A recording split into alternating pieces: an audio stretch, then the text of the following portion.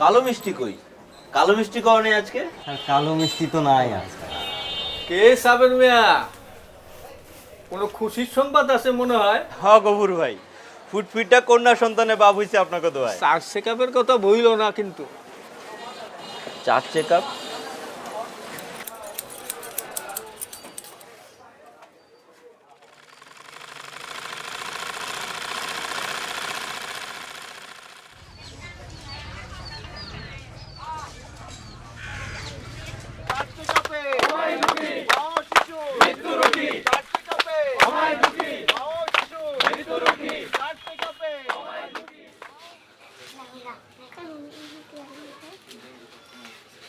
আচ্ছা, চার check up নিয়ে সবাই কথা কইতেছে, বিষয়টা কি? সবাই জানে, শুধু তুমিই জানো না। আসলেই তাই।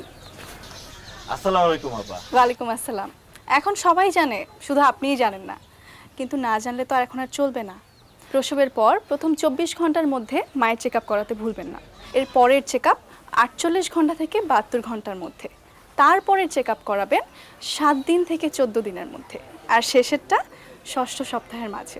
আর এই চেক আপ না করালে নানান ধরনের সমস্যা দেখা দিতে পারে, মা ও শিশুর জীবন ঝুঁকির মুখে পড়তে পারে। আর যে কোনো প্রয়োজনে ইউনিয়ন স্বাস্থ্য কেন্দ্রের সেবা বা পরামর্শের জন্য আমরা তো আছি। কি এখন সব কিছু মনে থাকবে তো? প্রসবের পর 4টা চেক আপ, আর জীবনেও ভুলবো না আপা। এনে মিষ্টিগুলো সবাইরে দে। প্রসব পরবর্তী 4টি চেকআপ মা ও শিশুর মৃত্যু ঝুঁকি কমাতে পারে অনেকটাই।